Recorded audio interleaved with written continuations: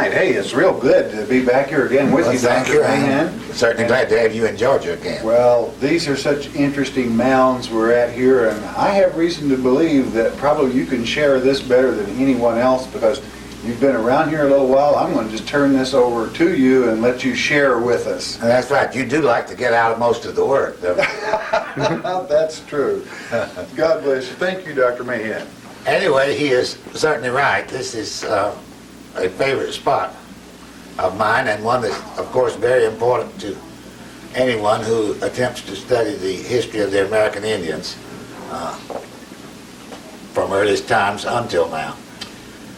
Actually, as far as personal memories are concerned, and I'm going to indulge myself a minute here, the last few days I've been remembering that I came down with my father once when Warren King Moorhead, the famous archaeologist from Phillips Exeter Academy in Massachusetts, was digging in the one mound that we can't see from here really between the other two. And this had to have been in 1928 because he was working here between the time that they finished crops in the fall until they were ready to plant in the spring again. And he worked in 1926, 27, and 28. And I was 7 years old in 1928, so I expect that's when it was. Anyhow, there are only about two things that I remember, except that standing looking in the big hole and people moving dirt in wheelbarrows. But then a man came to talk to us, and I suspect Mr. Lewis Tumlin was undoubtedly with us. And this gentleman made one impression on me. He had on a very strange hat of a sort I never had seen before. And only later did I find out that this was Warren King Moorhead in his famous pith helmet. You know, the real archaeologist type that he wore everywhere he went, I think. Then there are certain other memories about it that I will tell as we walk through the site and in the museum itself. First, I do want to catch you up on a little bit of the history of the site here because it does have some interesting incidents as well. They were discovered, as far as our own knowledge of them is concerned, in 1817. At that time, Elias Cornelius, who was the president of the American Board of Commissioners for Foreign Missions in Boston, came down to see about the new mission that his board was establishing at the foot of a little mountain just south of the Tennessee River. This was the Brainerd mission, and it was located in what is now southeast Chattanooga at the foot of what has ever since been known as Missionary Ridge. The mission was going along very well, and the Cherokees were giving it reasonable acceptance. And while Mr. Cornelius was there, the certain Cherokee leaders told him that they were holding a conference or a council in a few days with a group of the Creek leaders on the banks of the Etowah River, and invited him to come along. They did so, and they arrived here in the middle of October and held 2 or 3 days of conference. And then it came Sunday, which was the 17th of October. I checked up one time. And the Cherokees, out of deference to Mr. Cornelius, suggested that they not hold their council on his holy day, that instead they take off and observe Sunday, in other words. And then came Sunday afternoon, and it was a warm Sunday afternoon and nothing else to do. Mr. Charles R. Hicks asked him, wouldn't he like to go see the large earth mounds that were nearby? And Cornelius records in his journal that, of course, he was interested. So they walked the couple of miles or the distance here on, and when they got here, the site was completely overgrown with very large trees. He mentions as much as 4 feet in diameter, some of them, and they were poplar trees and others. And they couldn't even see the big mound until they were just at the foot of it. And they could, of course, see the moat, which then surrounded almost the entire site, but it was hard to walk even. but he had no way of measuring them until somebody suggested that they cut a grapevine, which they did, and a reasonable length of grapevine. So all that afternoon, the Cherokees dragged the grapevine around for him, and he recorded the number of grapevines it was from one point to another, and then got home, of course, and translated the number of grapevines into the number of feet. And doing so, he would manage to get very close to the height of the big mound, which is 65 feet, 56 feet, I think, of the highest point above the present level out there. But there's also 5 feet of alluvium settled around it, so it was originally 5 feet higher above the ground level than it is now. Anyway, after a while, the Cherokees told him, he began asking them about the history of it. And I don't think they told him the complete truth, to be honest about it, and I have good reasons. I know it wasn't so much what they told him that wasn't right, it's simply all they didn't tell him. They told him that it was not built by themselves, that it was built by people who were here before them, the Cherokees, and in this I think they were perfectly right. They said they had never made any use of it, except that during the Creek War, some 70 years before, they had fortified the top of Mound B, which is the smaller of the two mounds, the one to the left as you look at it from this point, and for their women and children, to keep them from being attacked by the Coetus with whom they were fighting. Cornelius later wrote his trip here in considerable detail, along with the measurements and all, and published it in the very first edition of Stillman's Scientific Journal, which was published in Washington, D.C., and that edition was in 1819. And he said that apparently the Cherokees knew nothing about its use. But the very same year that Charles R. Hicks came down here with him, he met on occasion with the Tennessee historian John Hayward, whom he happened to know a little better and had more time and all, and he explained some of the religious significance and other details of the mound to John Hayward, who was the Chief Justice of the Tennessee Supreme Court and did a very famous history of early Tennessee, in which he says that the mounds were built by Indians and not by the mound builders, which ran completely contrary to what most people had been conditioned to think then. Now, there have been other visitors here, one at least, that I'd like to tell you a little something about. And this is William T. Sherman, who appeared on the same platform with Henry Grady, the Atlanta editor, at a sort of reconciliation meeting of the New England Society in New York in 1886. And Mr. Grady was to be the principal speaker. And when he got there on the speaker's platform, right next to him was the now aged General William T. Sherman.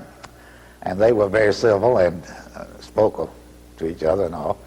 And when Mr. Grady got up to speak, he acknowledged the presence of everybody, including General Sherman, he said, who was well remembered in his hometown of Atlanta. The only trouble was that most people thought he was a little too careless with fire. General Sherman laughed politely and turned red. And, nonetheless, he came here first in 1844. He tells all this in his 2-volume memoirs. It's no secret.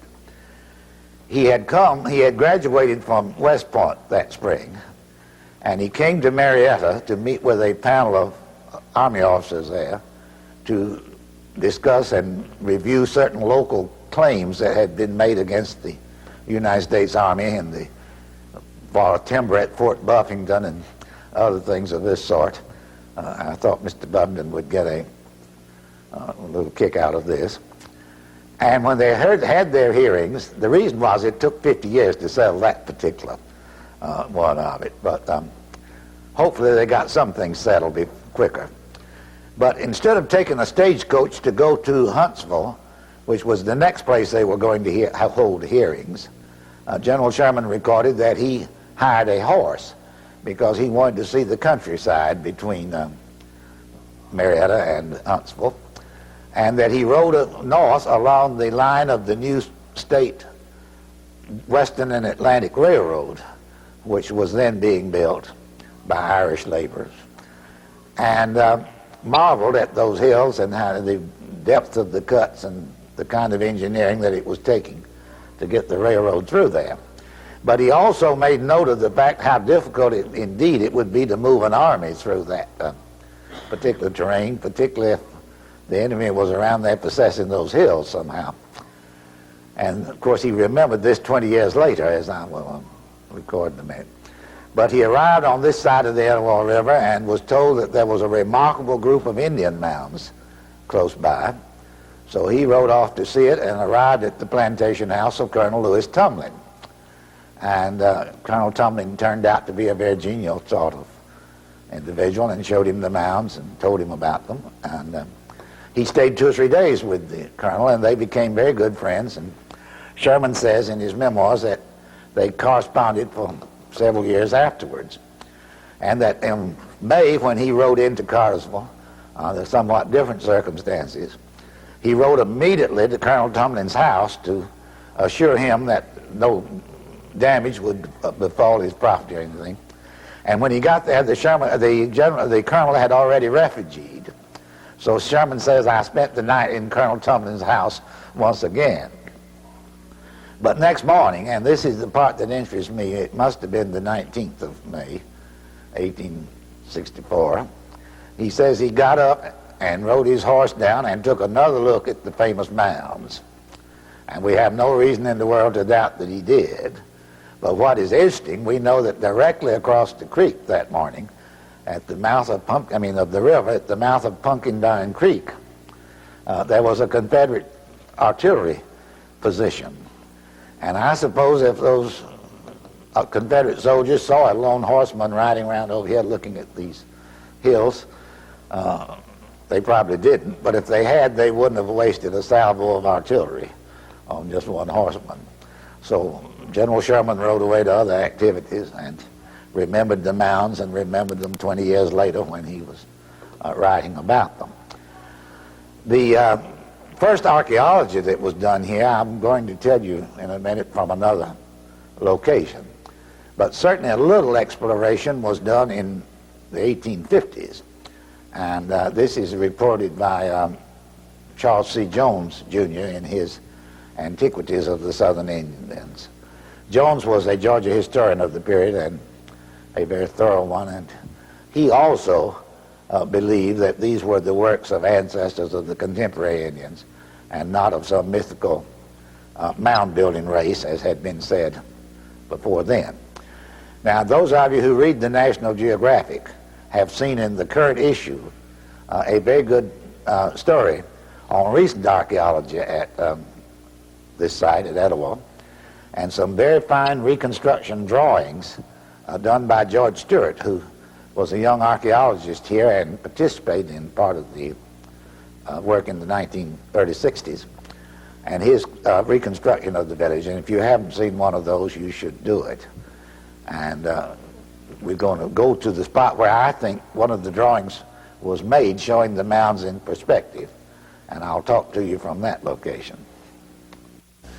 We are now inside the museum, and the exhibits in here are very good. They contain a great many very fine artifacts, most of which have come from Mound B, because as we have already seen, it is the only one of the mounds that has been excavated. The material taken out during the 1950s and 60s was preserved much more effectively than was the case with Moorhead and with Thomas at an earlier time, who really had no good preservation techniques at all. But the shell and the copper and wooden objects and even the cloth that was found during the 1950s and 60s were preserved by Louis Larson and others who worked with him. And one piece that they preserved better than had been possible to do before was one of the shell gorgets, of which you see several examples in the case beside me here. These were ornaments that these priests wore on their chests. And they have symbolic meaning and mythological meaning. In other words, some of which are probably known to living people and some may not be. But the more we understand about them, we realize that these are people from the who are indicating and proclaiming their descent both from the sky and the earth. One of these gorgets has written across the middle of it a line of intelligible writing using the Libyan alphabet from North Africa in a form used roughly in the 5th or 6th century, or a little earlier, BC. And the archaeologists did not pick it up. After it was put into the exhibit here, all of us passed by and looked at it and commented upon the fact of its preservation and the curvilinear decoration it contained and other things of this sort. Mrs. Gloria Farley, who is one of the founding members of the Isaac organization and has spent the past several years all over the North American continent almost studying writing of the American Indians and of foreign people who came here, walked into this museum one afternoon in 1983 and pointed this particular item just like a bird dog does his prey. She said it's Libyan. It's in the Numidian language. And of course, she identified it. We made some photographs of it. Very shortly afterwards, Dr. Barry Fell, who is the leading epigrapher in the country, took photographs and, of course, agreed with her, as did various other scholars. They published in the December 1983 issue of the Epigraphic Society Occasional Papers, a story of how the gorget came to be located and about Mrs. Farley identifying it. And then it has been transliterated here, which means that they have reproduced the characters as they appear on the gorget. And of course, the equivalent Roman letters, as nearly as you can come, underneath. And the translation, of course, there's some symbolism involved, I'm sure, but roughly it means a religious omen or a token to lead you by the right hand, and that is the translation that it so I think that it would be interesting to get a close-up of that particular item.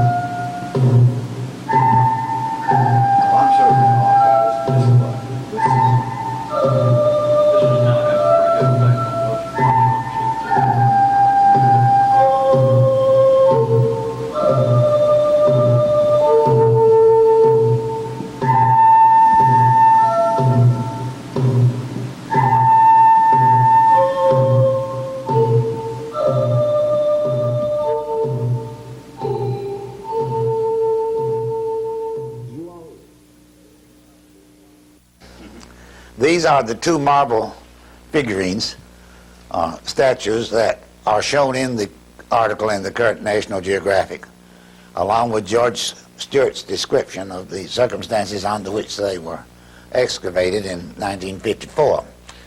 The models to the left are in scale and show the burial of the two figurines toward the end of the occupation of that mound, as it seems from archaeological evidence. There is, of course, the temptation to say that they are being buried against some plague or against some conqueror or some certainly disturbing influence. They were certainly in the temple which stood on the top of the mound, or the series of temples which stood on top of it as it was enlarged from time to time. They are sculpted from Georgia marble. They were tested after they were found, and they are the same as some of the marble very near Tate, Georgia, which indicates that they were undoubtedly made in Georgia. They represent, in the light of what is now known about the religion of the mound period in this area, the earth and the sky. In other words, the figure representing the earth is, or the earth mother, is the one on the left, the female, and the sky dwelling teacher, Shawano, the eagle serpent man, or the sky being, is the one on the right. There has been considerable speculation about the postures in which they are shown. The lady kneeling in one position and the gentleman in another. Various people have said that he represents the lotus position in the Buddhist religion, but it's not quite the lotus position at all. But it is a position that certain of the mystics who are studying this lately says has to do with the flight of the spirit from the individual to the sky. And they believe that, as the ancient people did, that with certain other ceremonials and by getting into various positions, you can achieve certain mystical effects. Be that as it may, these were very important items, and of course the discovery of them has attracted a great deal of attention. I'm happy to report that soon after they were discovered here, before this museum was built, the Columbus Museum constructed special cases that they could be transported without scarring, and contributed them to the state of Georgia in turn for being allowed to display them for a while. So they were first publicly displayed in the Columbus Museum. The original ones are now at the National Gallery on loan. So the sign says here before you. But that is the story about those, and of course I have pointed out already where they were located in Mound B of the three mounds.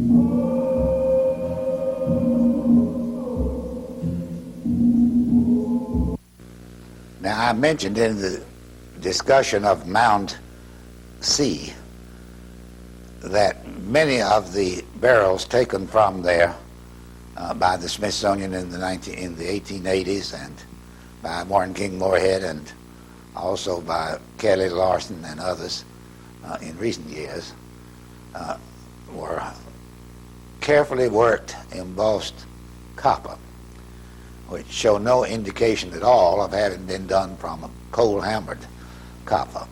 But this copper was obviously smelted and rolled into very thin sheets. and then pressed onto a carefully carved, very hard die. And the result is what we call it's embossed, in other words.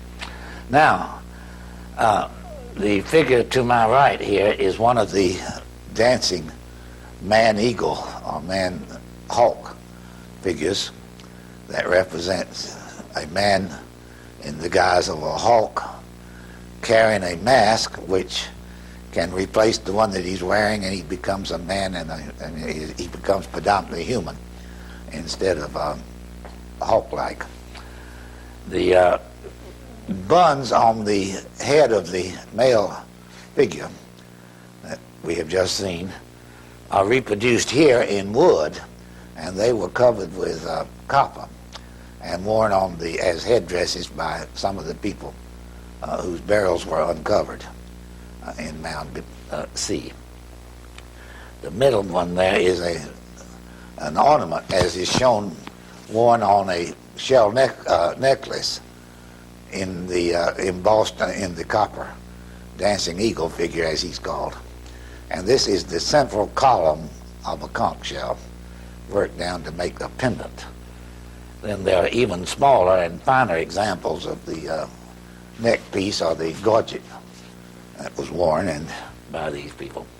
Up here are copper-colored wooden ear spools. And then at the top there is one of the eagle figures and a couple of the so-called bilobed arrows, which were worn as parts of headdresses, and had some symbolic meaning related to the sun, I think.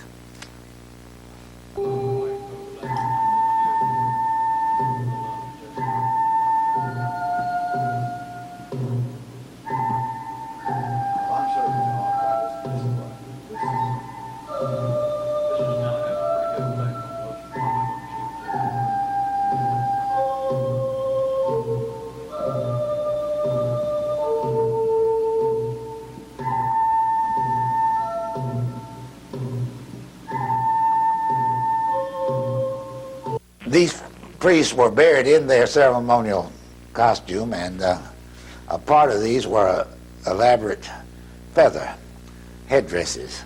And here is one reconstructed from evidence that was found in this actual burial.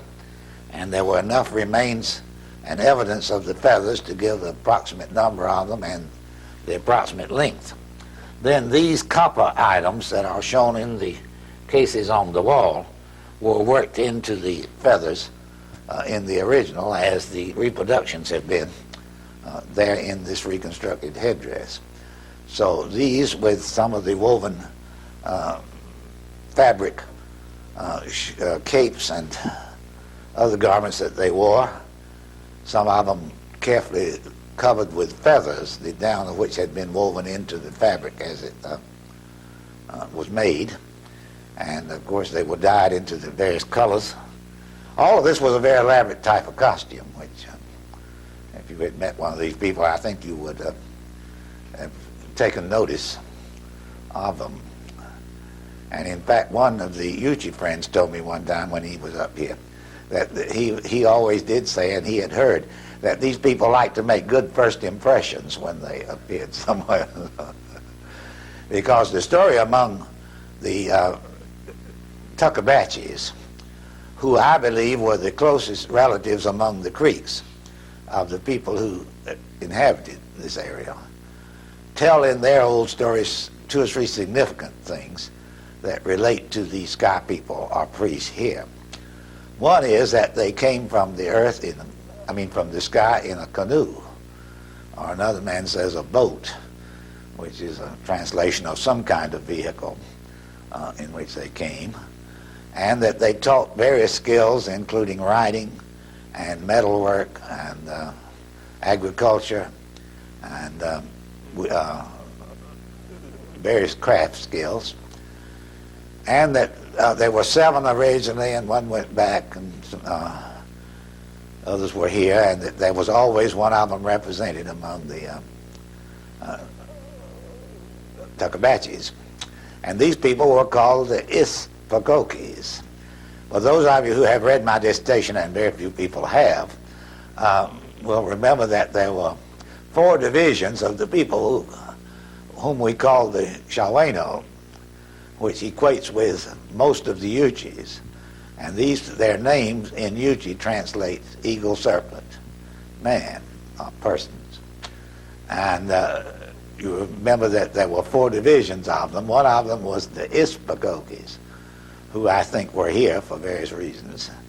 There were also the Kispakokis, who were their friends and equivalents and relatives among the Shawnees and others on the Ohio Valley. There were the Muskogulgis, who were the Tuckabatchee people themselves and the Creeks. And then there were the Muscovies. And the closest place any of us have ever been able to locate those Muscovies is, guess where? Southern Russia. Thank you.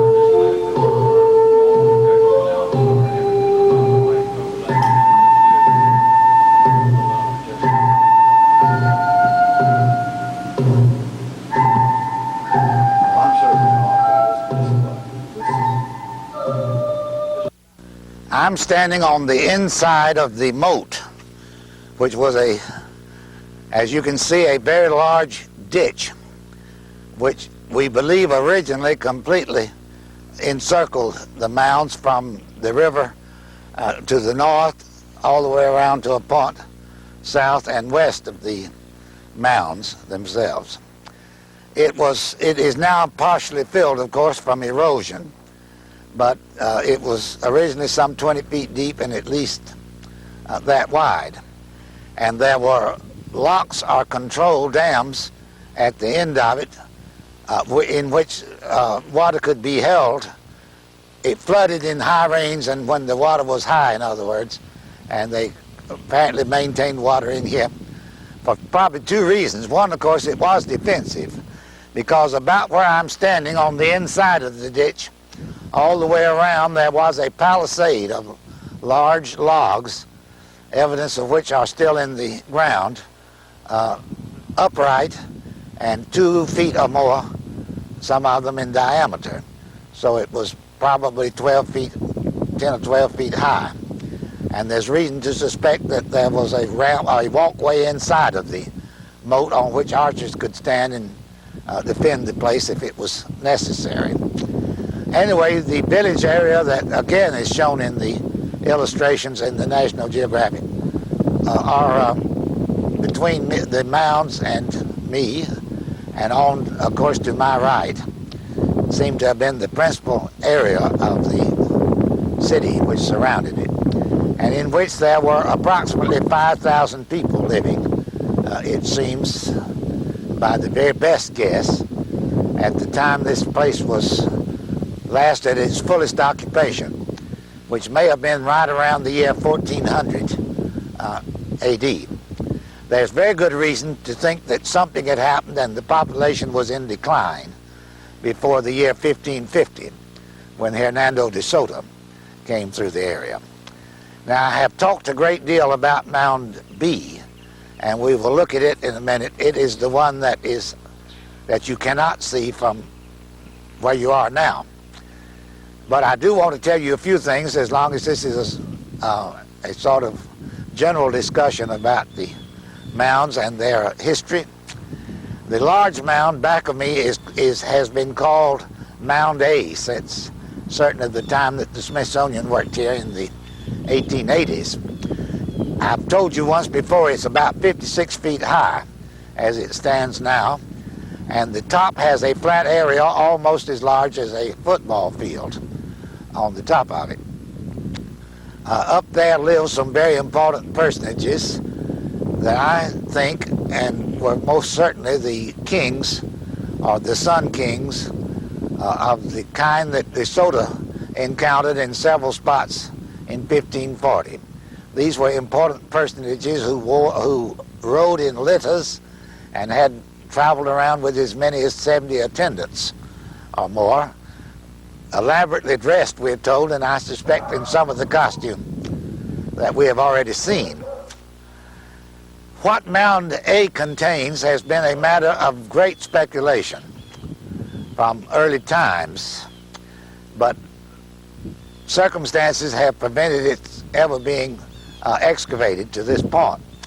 However, I'm going to tell you a little personal story that has been told about it. When I was maybe 12 years old, or old enough to have a real interest in the Indians and in these mounds, I came here with my father to visit Lewis Tumlin, who was his longtime friend. And Mr. Tumlin, of course, was very interested in the mounds, and when I asked some questions, he would tell me certain things about them and what had been found where. But he particularly told me on more than one occasion that there's a very large chamber inside the mound. And I would ask, well, how do you know this? And he told me that looking to the upper right from where you are now, the corner that points toward the northeast, or north, anyhow, the north, that when he was a 10-year-old boy approximately, there came a very long rainy spell and some wind, and one of the large trees on the mound blew over and fell down the side of the steep mound and exposed a large area where the roots had been. And below that was an open area that had crumbled, had fallen in. And while they were speculating on what had happened and how to get this hole filled, Mr. Tumlin's little dog fell into it and worked his way on down into the mound itself, and they could hear him barking in there, and with much reverberation, like it was a very large empty chamber. And of course this made a considerable impression on Lewis Tumlin, age 10, with his dog in there and no way to rescue him. But his father said it was much too dangerous, of course, for anybody to attempt it, because it would continue to cave in. So they filled the hole with dirt, and the remains of the poor dog, I'm sure, are still inside there. There are other stories about it, of course. One, as I've already told you, the Cherokees said that the one that they occupied once in time of war was the one to your left on the screen, and that is Mound B. And it is, as you can see, not so large as Mound A, but it's almost the same size as Mound B, which was the one, as we know, seemed to contain the temple over which the priests presided, and which around which they were buried at various points. Just to the right of that mound, Dr. Moorhead did some excavations in the village area when he was here and found all the evidence of ironworking. He found slag, and he found pieces that clearly of iron that had been ore that had been melted in what we'd call pig iron. And he reports in his report, not entertaining at all the idea that these people might actually have manufactured iron. This was just known not to be true. He said that he had determined that an early owner of the property used his slaves to manufacture, in an effort to manufacture iron, and that this was the result of their work. The Tumlin family never quite thought this, even though they had a great regard for Warren Moorhead, but they knew very well that Louis Tumlin I did not work iron.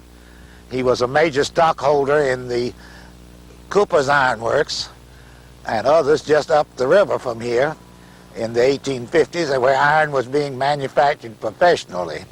So there was no need of this crude effort here on the riverbank. And since we now know that iron was manufactured in similar villages to this all along the Ohio River, I think I'm safe in telling you that iron was manufactured at Etowah as well. Of course, there's still a great deal more to be learned from all of this, and that is what we're about today.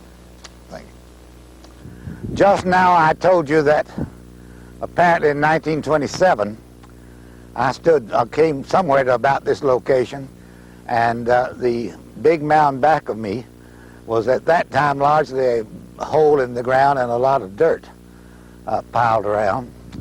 This was the excavation of Dr. Warren King Moorhead, who dug the mound, he said, completely in 1927, 26, and 25. In the 1880s, beginning in 1884, the Smithsonian dug it completely, according to the report by Cyrus Thomas in the 12th annual report of the Bureau of American Ethnology. They were the ones who had brought out the large copper plaques showing the dancing eagle figure, and they discovered the very first day that they began excavations here, according to the Athens newspaper in the fall of 1884, that they had uncovered a very long stone crypt in which was an unusually large individual buried with some elaborate beads and other things, and writing on the top of his tomb. And exactly what they called writing, I don't know, because it became fashionable among archaeologists later to say that, of course, these people did not write. So no writing had been found yet. We have tried, several people, members of Isaac, have tried to see if by any chance that stone got taken to the Smithsonian, or got reported, or got photographed.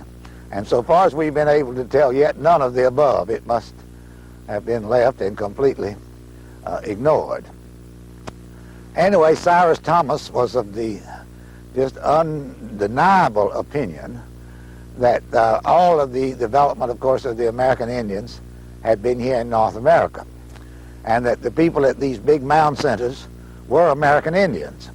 And according to him, fairly recent ancestors of the tribes that were known in this area in historic times. And all that being true, they could not have done very much. They had simply reached a stage somewhere just beyond barbarism, but not quite to civilization.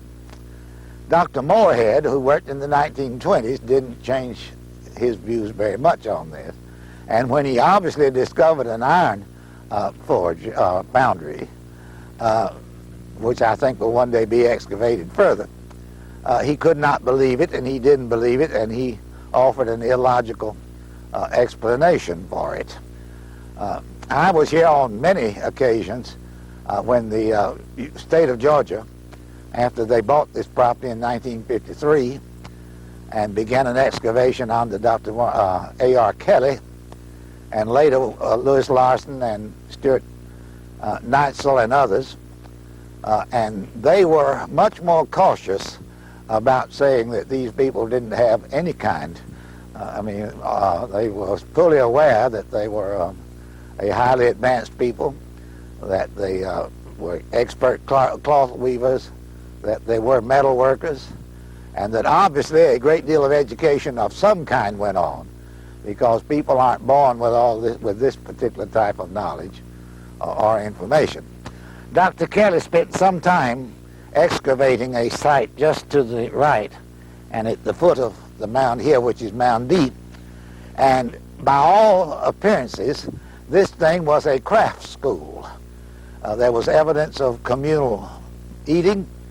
There were small compartments, looked almost like the compartments in a Buddhist temple or college, as they were called. And there were evidences of stoneworking and pieces of copper that had been trimmed and carefully, certainly, indicating they had been cut from some of the copper ornaments in the process of their being manufactured. And there were a group of the Uchis, some of the older men down here one day, I remember, who had come from Oklahoma to see it. And Dr. Kelly was explaining to them about the training school or the men's club that he had found, and they were much amused because they told him, yes, indeed, there were such things, but they weren't exactly clubs. They were rather strenuous, long-time teaching processes. So there's still a great deal more, of course, to be learned about these, and Etowah is one of the spots that I think will continue to produce information as they're studied. And as I've said before, the recent article in the National Geographic is one of several things that has appeared lately that is helping to call attention to it. Well, listen, there's one more thing that you might ought to say, and that is that the mound is now very carefully reconstructed on the original base of it. Lewis Larson was able, digging down, as I said, they got about 5 feet of completely undisturbed mound and the burials at various times in there, because it was below where the earlier archaeologists had thought the mound extended to. And taking what was clearly the outer edge at its latest development is the dimension of the mounds now, and they used the dirt that had been piled around through the years to rebuild the approximate size and certainly the base dimensions of it is right. And the temple stood on top. And from some of the accounts of temples in the DeSoto period, and from an account of the French, of the several French accounts of the temples of the son of the Natchez, we think we have a pretty good idea of how the temple looked, and that a fire did burn in it probably all the time, and so on. Is this just wash off here? No.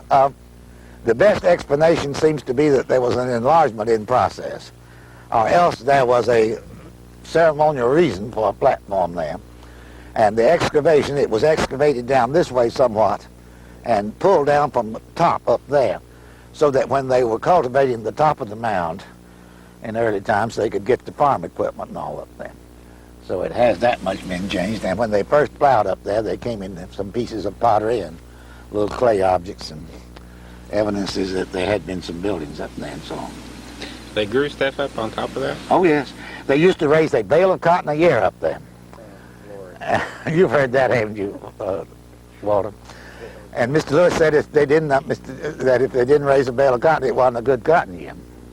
That was sort of the gauge. As I have told you, for certainly more now than almost a century and 2/3, people have been fascinated by the large earth mounds that are around us here this afternoon. They were first seen in 1817, that we have in our written history. They certainly were occupied for several centuries by a people who we are now quite sure were ancestors of a great many of the living Native Americans of the southeastern area. It was a very complicated society of which they were part. And there was a great deal of status according to tribes, and then a great deal more according to clans. And the priesthood here undoubtedly belonged to a clan that had to do with the sky and also with birds. And I did know several of the older tribesmen connected with this area. And one of them was Chief S.W. Brown, Jr. of the Uchis, who was the hereditary chief. And he attempted to explain one time to a group of us about the birds. And he had a daughter who was one of these people that had read a great deal and was very educated, and undertook to help her papa every once in a while. And they had been recently to see the Seminoles. And the Seminoles had all run out when they saw Chief Brown and grabbed him around the neck and invited him into their houses and so on, because he was a member of the Bird Clan. And Miss Dorothy was telling all of us about this, that her papa and the Seminoles that he met down there all belonged to the same clan. He said, we were all bird clans, but I didn't attempt to explain to them that there were at least a dozen different types of birds involved, and I was one bird and they were another. So like everything else, the more you examine these things, the more complicated they become. But it's almost certain that the people who were here were involved with the birds that we normally associate with peace. There's a lot of indication that some of these are probably crane feathers that are in the headdresses. What we know generally of the religion of the man and the hawk or eagle that's represented is a peaceful, rather complicated, but most interesting theology, not unlike that we find in ancient Egypt and elsewhere in the old world. And so it's my hope that somebody who stands here and talks about this 50 years from now will know a lot more to tell you than I know today. But it's been interesting and fun to have you. Thank you. Most of what I've had to say this afternoon, of course, relates to the work that I do rather continually as president of the Institute for the Study of American Cultures. And the purpose of the Institute, which we call ISAC, is to uncover just the kind of information that I have suggested needs to be recovered even yet. And we would be happy to have any of you with interest in that direction as ISAC members. If you want to be a regular member and receive the ISAC report, and beginning the 1st of January, the report of all the material that goes into our computer, the data bank that we are calling the Magellan file, you have only to send $30 and a membership form. And if you don't have a membership form, give us the normal information of your address, your telephone number, and that will be sufficient. We'll send you a membership. The other thing is that we are attempting to put the material, and all that I mentioned today is either in the ISAC data bank or in the research center, or will be. I will have a copy of Elias Cornelius's article from Benjamin Stillerman's journal, if that has not been copied already. We do have parts of Cornelius's diary, and I will see that the entire section that has to do with the visit to Etowah is included. We have the report by Warren King Moorhead, which is a fairly rare book, published for Andover Academy in 1932, I believe, by Yale University, in which he calls the Etowah Papers. And there is his own report and a couple of others by people who worked with him here on what they found.